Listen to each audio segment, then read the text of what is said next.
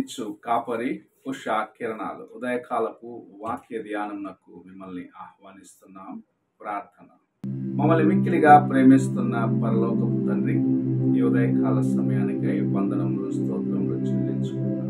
ఈ ఉదయకాలమున నీ వాక్యము చేత మాతో మాట్లాడు. వినగలిగిన చెవిని, గ్రహించుకునే హృదయాన్ని అనుగ్రహించి నీ వాక్యంలో ఆయన సత్యములను ఆయన గ్రహించుకునేదానికి భద్రపరచుకునేదానికి కావాల్సిన కృపను అనుగ్రహించండి, ఆశీర్వదించండి. యేసు పరిశుద్ధ నామమున అడిగి వేడుకుంటున్నాను పరమ తండ్రి, ఆమేన్. ఈ ఉదయకాలపు వాక్య భాగము కీర్తనల గ్రంథము 68వ కీర్తన 5వ వచనము నుండి 8వ వచనం వరకు ఉన్న వాక్య భాగమును చదువుకుందాం.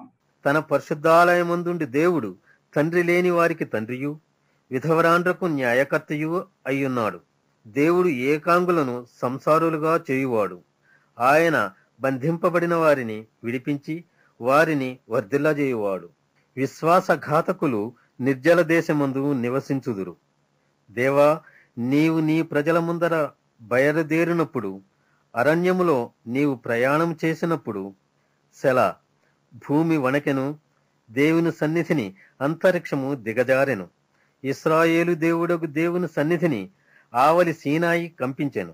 ఈ కీర్తన దావీదు మహారాజు రాసిన కీర్తన. ఇందులో ప్రభు యొక్క మహిమ, ఆయన యొక్క మంచితనము ఎంత గొప్పదో తన ప్రజల పట్ల అని చాలా తేటగా రాసి ఉంచడం చూడగలం. ఈ కీర్తన అంతా చదివినట్లయితే తన ప్రజలైన వారిని ఆయన ఎలాగూ ప్రేమిస్తున్నాడు, వారి పట్ల ఆయన యొక్క ఉన్నతమైన ఆలోచనలు ఎలాంటివో అని మనము గ్రహించుకోగలము. మనము చదివిన వాక్య భాగంలో తండ్రి లేని వారికి నేను తండ్రిగా ఉన్నాను, విధవరాండ్ల పక్షమున నేను ఉన్నాను అని ప్రభువు చెప్పటం చూడగలము. దిక్కు లేని వారికి ఆయన తండ్రిగాను, సహాయము లేని వారికి సహాయముగాను ప్రభు ఉన్నారన్న కార్యము మనము గ్రహించుకోవాలి.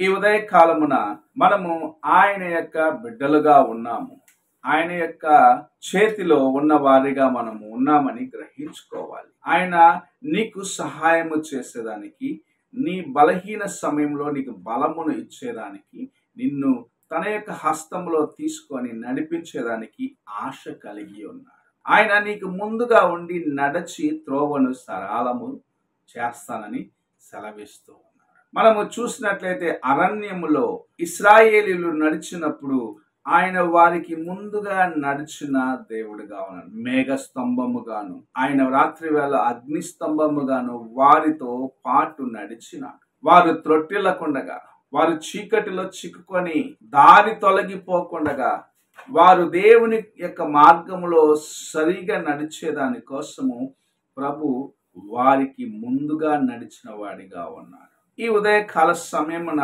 ప్రభు నీకు ముందుగా నడిచి నీ మార్గములను సరళము చేయమని ఆశించిన వ్యక్తిగా నీవు ఆయన వైపు చూడాలని ప్రభు ఆశిస్తూ ఉన్నాడు. అనేక సార్లు మన తలంపుల చేత మనము ఈడవబడిన వారై, దేవుని మరచిన వారై, మన సొంత చిత్తమును చేయడానికి నీ తలంపు నిన్ను ప్రేరేపించిన రీతిగా నీకిష్టమైన కార్యమును చేయాలని ఆశిస్తూ దేవుని యొక్క మార్గంలో నుండి వైదొలగి చివరికి వేదనకు గురి అవుతూ ఉంటావు.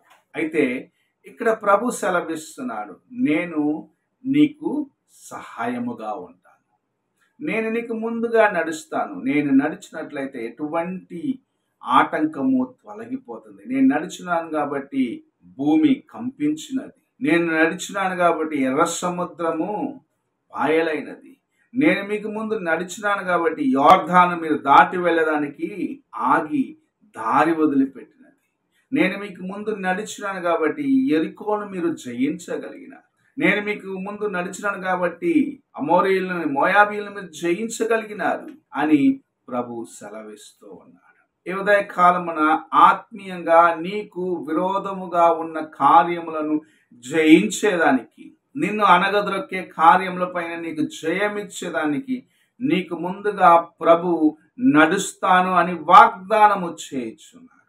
వాగ్దానము చేసిన ప్రభు ఎంతైనను నమ్మదగిన వాడు, తన మాట ఇచ్చి నెరవేర్చేవాడిగా ఉన్నాడు. నీవు ఎంత కృంగిపోయినను సరే నిన్ను లేవనెత్తి తన వాక్కును బట్టి నిన్ను స్థిరపరుస్తాడు. ఈ ఉదయకాల సమయమున ప్రియమైన సహోదరుడా, సహోదరి, నీ బలహీనతలను ప్రభు చూడలేదు. నీకు బలమునిచ్చి నిన్ను నడిపించేదానికి, నీకు ముందుగా నడిచి మార్గమును చూపించేదానికి, నిన్ను పరలోకమునకు తీసుకొని వెళ్ళేదానికి, దేవుని రాజ్యంలో నిత్యత్వంలో నీకు స్థానం ఉండినట్లుగా ఆయన నీకు ముందుగా నడిచి మార్గమును సరళము చేయాలని ఈ లోకమునకు వచ్చినాడు. నీవు బంధించబడిన బంధకములో నుండి విడిపించినాడు. ఐగుప్తు చెరలో నుండి విడిపించినాడు. బబులోను చెరలో నుండి విడిపించినాడు. నీవు ఆయన యొద్దకు రావాలని ఆశిస్తూ ఉన్నాడు. ఈ ఉదయకాల సమయమున ఎలాంటి ప్రభువుని కలిగి ఉన్న నీవు ఎలాగో ఆయన వైపు చూస్తూ నడుస్తున్నావు? ఇంకా అనుమానాల చేత, ఇంకా నీ యొక్క తలంపుల చేత ఈడబడిన వ్యక్తిగా దేవుని యొక్క కృపను పోగొట్టుకుంటున్నావా? లేక ప్రభు నా ముందు ఉన్నాడు, నాకు ముందుగా ఆయన మహిమ నడుస్తున్నది, ఆయన మేఘ స్తంభముగా ఉన్నాడు, అగ్ని స్తంభముగా ఉన్నాడు, శత్రువులను జయించేదానికి శక్తినిచ్చేవాడిగా ఉన్నాడు, శోధనను జయించేదానికి శక్తినిచ్చేవాడిగా ఉన్నాడని ఆయన యందు విశ్వసిస్తూ ఆయన వైపు చూసి నడుస్తున్నావా? ఒక్కసారి నీ హృదయాన్ని పరీక్షించుకో. ప్రభు నీకు సహాయము చేసేవాడిగా ఉన్నాడు. ప్రార్థన చేసుకుందాం.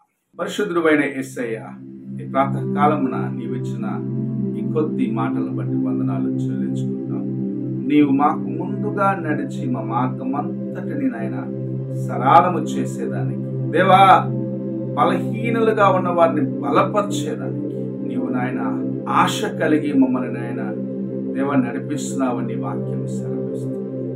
దావీదు రాజు చెప్పిన రీతిగా నీ ప్రేమ ఎంతో గొప్పది, నీ యొక్క మహిమ నాయన ఎంతో ఉన్నతమైనది. మేము నీ వైపు చూసి విమోచించబడేవారిగా, రక్షణ పొందుకునేవారిగా చేయమని యేసు పరిశుద్ధ నామమున అడిగి వేడుకుంటున్నాను పరమ తండ్రి. ఆమేన్. తండ్రి అయిన దేవుని ప్రేమ, కుమారుడైన క్రీస్తు కృప, ఆదరణకర్త పరిశుద్ధాత్మక సహవాసం ఇప్పుడు ఎల్లప్పుడూ తోడై ఉండి సదాకాలము నడిపించుగాక. ఆమేన్.